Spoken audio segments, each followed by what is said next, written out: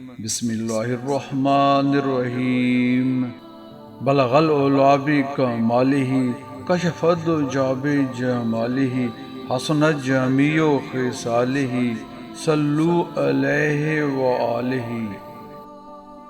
اس جواب کے ساتھ ہی آنکھ کھل گئی، دل ہلکا ہو چکا تھا، صدمے کا نام تک نہیں تھا۔ اطمینان کی لہر تھی جو بدن میں دوڑ رہی تھی، نیند رخصت ہو چکی تھی۔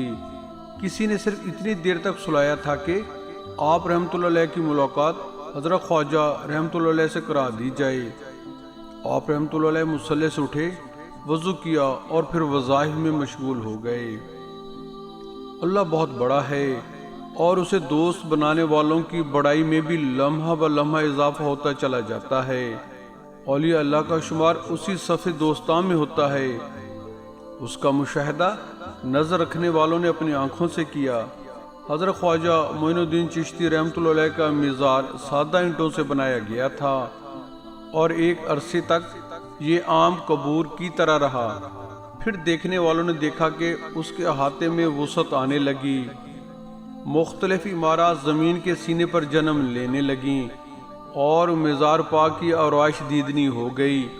کئی عقیدت مند ہاتھ بلند ہوئے، کسی ہاتھ نے مزار اقدس پر عمارات تعمیر کرائیں، کسی نے سفید مرمری گنبد بنوا دیا، کسی نے سونے کا کلش چڑھا دیا۔ اندرونی حصے میں سنہری لاجوردی کا کام ہو گیا۔ مزار شریف کے تعویذ میں یاقوت رمانی جڑ گیا۔ عظیم فاتح سلطان محمود خلجی زیارت کے لیے آیا تو 85 فٹ بلند دروازہ بنوا دیا اور روضے کے شمال میں خوبصورت مسجد تعمیر کرا دی۔ اکبر اعظم کا دور آیا تو وہ بادشاہوں کے بادشاہ حضرت خواجہ معین الدین چشتی رحمۃ اللہ علیہ کے مزار اقدس پر ننگے پاؤں چل کر آیا۔ دیکھا کہ خواجہ کا لنگر تقسیم ہو رہا ہے۔ خواجہ رحمۃ اللہ علیہ کی زندگی میں ان کے پاس سے کوئی خالی ہاتھ نہیں جاتا تھا۔ ابھی خواجہ رحمۃ اللہ علیہ کسی کو بھوکے پیٹ بھیجنے کو تیار نہیں۔ لنگر لوٹنے والے بھی ایسے کہ ایک پر ایک گرے جاتے ہیں، مگر اس برکت سے محروم ہونا نہیں چاہتے۔ خلقت اتنی ہے کہ تعجب ہوتا ہے کہ اتنے لوگوں کے لیے کھانے کا انتظام کون کرتا ہوگا۔ خواجہ رحمۃ اللہ علیہ کی باتیں خواجہ رحمۃ اللہ ہی جانے، ان کے مہمان ہیں، وہ خود انتظام کرتے ہوں گے۔ سوال تو یہ ہے کہ اتنے لوگوں کے کھانے کا انتظام کرنے کے لیے بڑی دیر لگ جاتی ہوگی، سینکڑوں دیگیں چڑھتی ہوں گی، کیوں نہ ایک ہی دیگ ہو؟ اکبر اعظم نے حکم دیا کہ ایک بہت بڑی دیگ تیار کی جائے جس میں ایک وقت میں 125 من چاول پک سکیں۔ سبحان اللہ۔ پھر اس نے روضہ مبارک اور بیگمی دلان کے مابین ایک صندل کا دروازہ بنوا کر نصب کرایا جو مشرقی دروازہ گلشن کہلاتا ہے۔ بے شک اللہ اور اس کے رسول صلی اللہ علیہ وسلم کی راہ پر چلنے والوں کو بلندی نصیب ہوتی ہے، بادشاہوں کے سر جھکتے ہیں۔ اللہ ان کے دل میں ڈالتا ہے کہ میرے ولی کی شان و شوکت میں اضافہ کرو، میرے ولی کے پاس آنے والوں کی سہولت کے لیے سامان مہیا کرو۔ جب جہانگیر پیدا ہوا تو اکبر اعظم آستان عالیہ پر حاضر ہوا اور اکبری مسجد تعمیر کرائی۔ لنگر خانے کے دولان میں لوہے کا کڑھایا بنوایا اور پھر چشم فلک نے یہ حیرت انگیز نظارہ بھی دیکھا کہ پورے ہندوستان پر حکومت کرنے والا پیالہ ہاتھ میں لیے لنگر لوٹنے والوں کی بھیڑ میں گم ہے۔ لوگوں کا ریلا آتا ہے اور اکبر کے ہاتھ سے پیالہ گر کر کرچیوں میں بدل جاتا ہے۔ خواجہ رحمۃ اللہ علیہ کی روح مسکراتی ہے اور کہتی ہے، اکبر یہ درویشوں کا ڈیرا ہے، یہاں بادشاہ اور فقیر میں کوئی تمیز نہیں کی جاتی۔ تمہیں احساس ہو گیا ہوگا کہ تمہاری دنیاوی بادشاہ تمہارے معمولی پیالے سے زیادہ حقیقت نہیں رکھتی، کسی وقت بھی ٹوٹ کر ریزہ ریزہ ہو سکتی ہے۔ اکبر کے کانوں تک شاید یہ آواز نہیں پہنچی تھی۔ وہ رفتہ رفتہ ان سعادتوں سے دور ہوتا چلا گیا اور گمراہی کے غار میں اتر گیا جہاں اس کا بنایا ہوا دین الہی تھا، اور وہ تھا چند روزہ بہار تھی پھر خزاں ہی خزاں۔ اکبر کے بعد اس کا بیٹا جہانگیر تخت نشین ہوا تو آپ رحمۃ اللہ علیہ کے در پر حاضر ہوا۔ بڑی دیر تک سر جھکائے کھڑا کچھ مانگتا رہا۔ یہی مانگا ہوگا کہ میری شہنشاہت باقی رہے۔ شاہ جہاں تخت پر بیٹھا تو اس نے اجمیر میں شاہ جہانی مسجد تعمیر کرائی، اس کی بیٹی نے بیگمی دولان تعمیر کرایا، ملکہ انگلستان نے دھمال خانے کے لیے چھتری بنوائی۔ سبحان اللہ۔ حضرت خواجہ رحمۃ اللہ علیہ اپنے مزار میں آرام فرما ہیں اور فیض عام کا لنگر جاری کیے ہوئے ہیں۔ اگر کوئی شکم سیری کی نیت سے جاتا ہے تو اسے پیٹ بھر کے کھانا ملتا ہے۔ صبح و شام لنگر جاری ہے۔ شہر کے سارے مساکین، غربا اور فقراء کھاتے ہیں اور کھانا پھر بھی بچا رہتا ہے۔ یہ ہے دست غیب، یہ ہے اللہ کے دوستوں کا تصرف۔ کسی کو اطمینان و سکون کی تلاش ہوتی ہے تو حاضر ہوتے ہی کوئی دست شفقت بڑھاتا ہے۔ اولیاء اللہ کے مزارات پر ہر وقت رحمتوں اور برکتوں کا نزول ہوتا رہتا ہے۔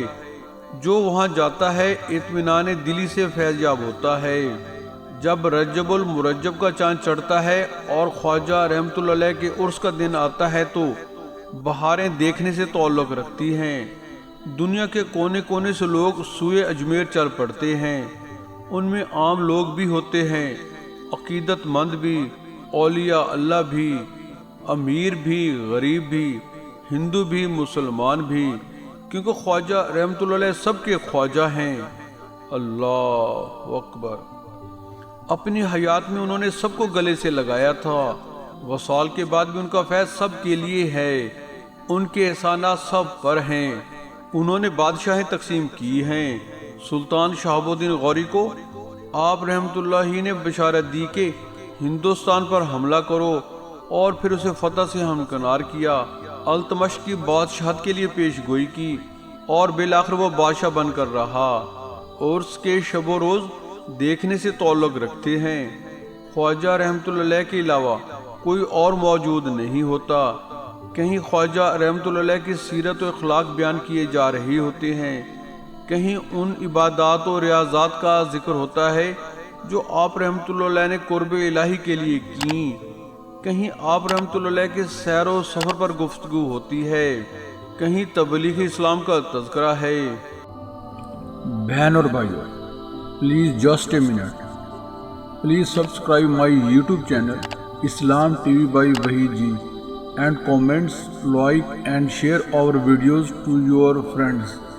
Thanks for this kind favour. کہیں آپ رحمۃ اللہ علیہ کے دور حیات کے ہندوؤں کی ریشہ دوانیاں موضوع بحث ہیں، کہیں جے پال سے مقابلے کی داستانیں سنائی جا رہی ہیں، کہیں یو خواجہ کی دل سوز صدائیں ہیں، دعا کے لیے ہاتھ اٹھے ہوئے ہیں، آنکھیں نم ہیں، ہر طرف خواجہ ہی خواجہ ہے۔ اللہ نے ان کے ذکر کو بلند کر دیا ہے۔ جو نچھاور کر سکتا ہے نچھاور کر رہا ہے، جو لوٹ سکتا ہے لوٹ رہا ہے۔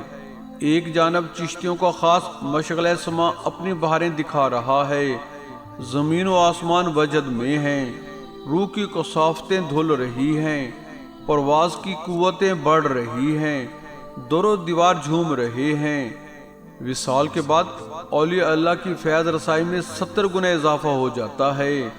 چنانچہ حضرت خواجہ معین الدین رحمۃ اللہ علیہ کا فیض جاری و ساری ہے، مانگنے والا چاہیے سب کچھ ملتا ہے۔ حضرت خواجہ فرید گنج شکر رحمۃ اللہ علیہ خواجہ قطب الدین بختیار اوشی رحمۃ اللہ علیہ کے مرید خاص اور خلیفہ تھے، نیز حضرت خواجہ معین الدین چشتی رحمۃ اللہ علیہ کے بھی فیض یافتہ تھے۔ حضرت خواجہ رحمۃ اللہ علیہ کے وصال کے بعد آپ رحمۃ اللہ علیہ مزار پر متکف تھے اور چلہ کاٹ رہے تھے۔ ایک رات روضہ پاک کے قریب نماز ادا کی اور وہیں بیٹھ کر تلاوت قرآن پاک میں مصروف ہو گئے۔ تلاوت کے دوران ایک لفظ ترک ہو گیا۔ اسی اثنا میں انہوں نے ایک آواز سنی، بابا فرید ایک لفظ چھوڑ گئے ہو، اسے پڑھو۔ حضرت بابا فرید الدین رحمۃ اللہ علیہ نے آیت پلٹائی اور جو لفظ چھوڑ گئے تھے اسے ادا کیا۔ پھر آواز آئی، قرآن پاک عمدہ پڑھتے ہو۔ سبحان اللہ۔